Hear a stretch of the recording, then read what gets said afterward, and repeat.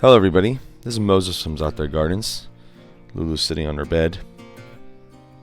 Something I should have given more attention to and shared more was an elderberry variety I have. It's a variegated one. I'll zoom in right now. I planted it about this time last year. I bought this for multiple reasons. One is said, I'll put the name of the variety on the screen right now. It is said that this elderberry can take heat. Sorry, I was seeing if she's trying to get a squirrel right now.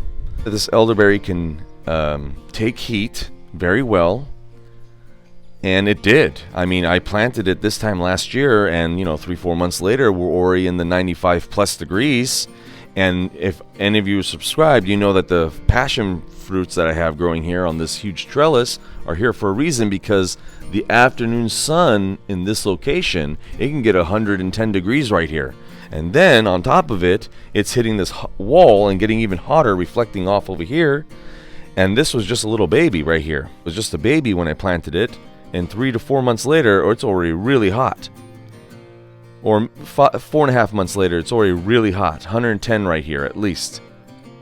Maybe even 115. Remember the heat from this wall. That's something really interesting to think about. Now, I should have done a video about that. I really should have. But I'm going to not miss my opportunity right now to record what I have to say about this elderberry for the winter.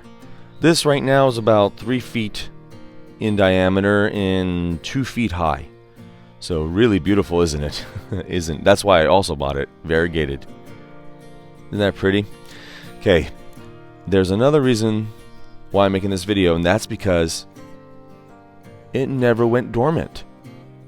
It didn't lose any leaf that I can remember. I mean, if it just shed some leaves, fine, but it didn't go dormant. It didn't have dormancy leaves like half the plant or 75% of the plant went dormant, or all of it. But yet, I have a Nova and a York outside that fence where I have a video of. I'll put the video in the screen about those, where they go completely dormant. Yet they're next to a wooden fence, should be warmer, let's say. And this never went dormant.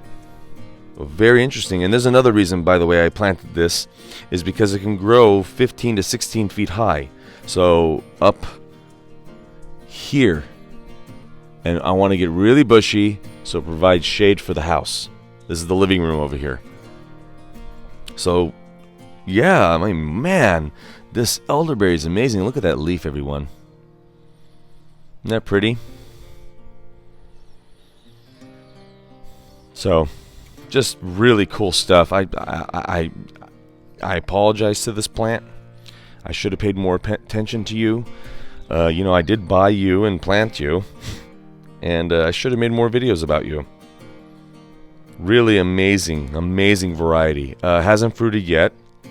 And nor did those the first year they were in the ground. The second year, as you'll see in the video that I'll link, of those varieties, holy moly, do they produce. Now, this is the second year in the ground. Hopefully this will produce. But if it doesn't, it's okay. It's beautiful. And if it grows anything above 10 feet tall in this location, I'm fine with that. Alright, everybody. Happy gardening. Alright, Lulu. Did you get the squirrel? Here we go. She's showing off. She's showing off. Anytime we say her name, she shows off like, whoop, there she goes.